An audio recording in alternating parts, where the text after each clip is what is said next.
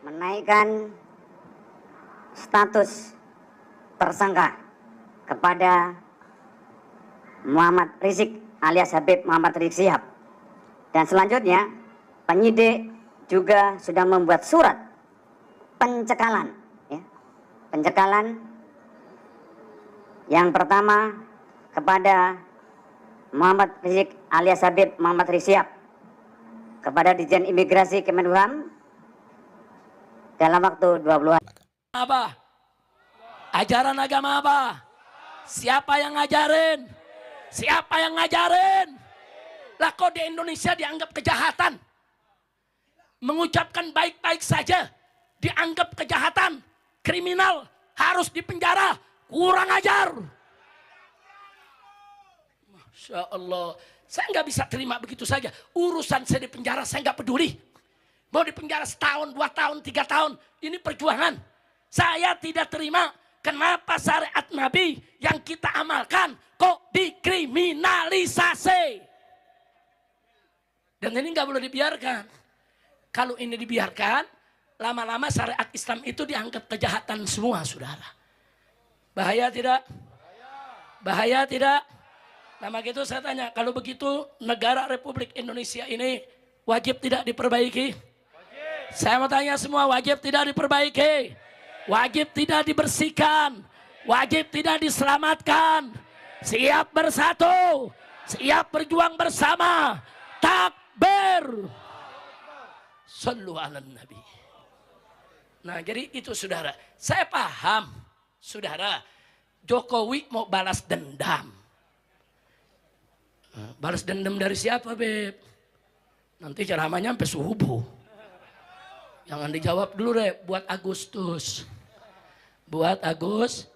Nah cuman sekarang sebagai oleh-oleh terakhir, saya mau kembali mengingatkan. Di mana-mana saya ingatkan di atas mimbar.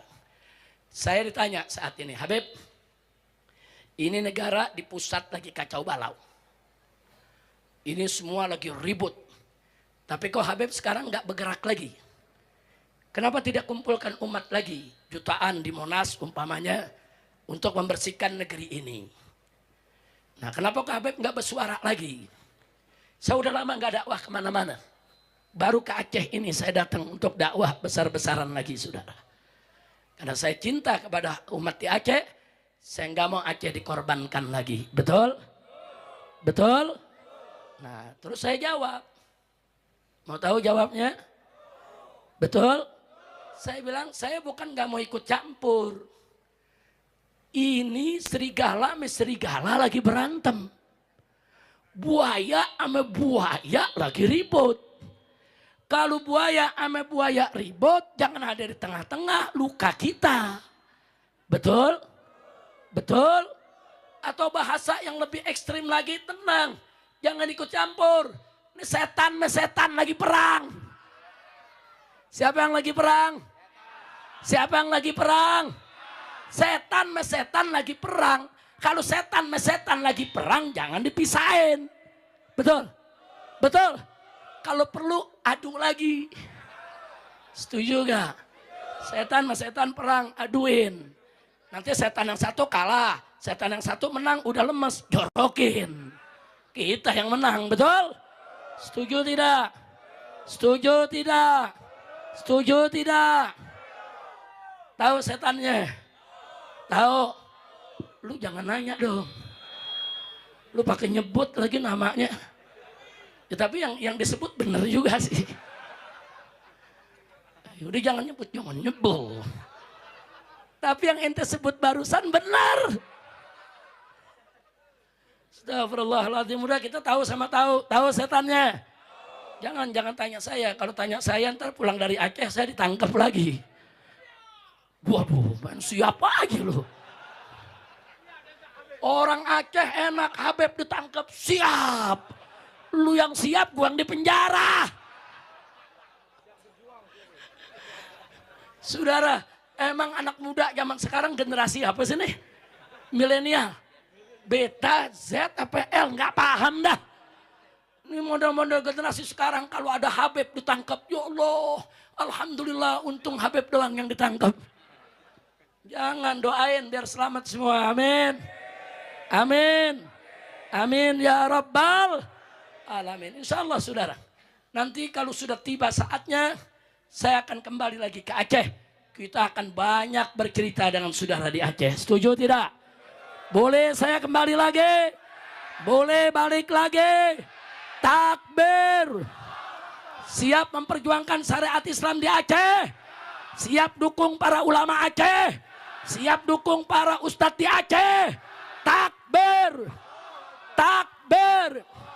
Dukung saudara. Di sini ada Pak Bupati daripada Aceh Besar. Dukung bupatinya, dukung ulamanya, rangkul secara bertahap, terapkan syariat Islam. Insya takbir. Jangan terpengaruh bisikan pusat. Karena di pusat ini banyak setan. Bisikannya berbahaya. Apa dia bisikin orang Aceh? Hei orang Aceh, jangan dulu kau terapkan syariat Islam. Sebab kalau kau terapkan syariat Islam, investor dari luar negeri tak mau masuk. Dia nggak mau tanam modal di Aceh, ada syariat Islam. Jangan. Biar investor masuk dulu, bangun Aceh.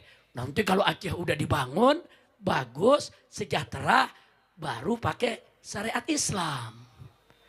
Tuh bisikannya begitu tuh. Gawat itu saudara. Kenapa saya katakan gawat? Nanti begitu investornya sudah masuk, pembangunannya maju, saudara, apa bisikan dari setan di pusat saudara? Hei orang Aceh, jangan terapkan syariat Islam. Aceh lagi bagus-bagusnya. Nanti kalau syariat Islam diterapkan, investornya lari. Jadi kapan diterapinnya? Kacau tidak? Saya tanya kacau tidak? Mau dirayu? Mau dibisikin? Mau berteman sama setan? Jadi kalau setan sama setan berantem, jangan dipisahin. Setuju?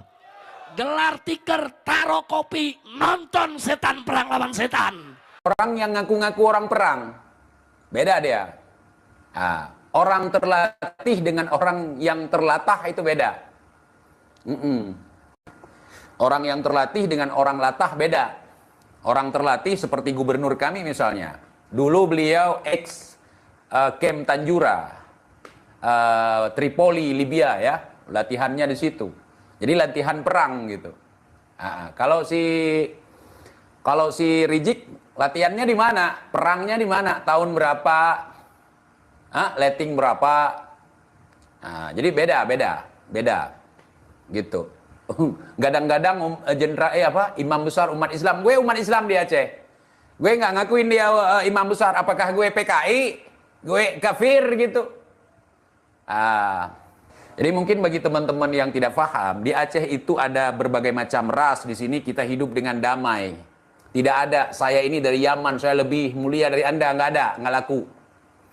Jadi di sini ada ras Yamannya, ada ras Indianya, ada ras Arabnya, ada ras Persianya, ada ras Cinanya, ada banyak sekali ras. Bangsa ya multi etnik. Jadi berbagai suku bangsa ada di sini. Bahkan ada ras Portugis. Portugis gitu. Kurang lebih seperti itu saudara.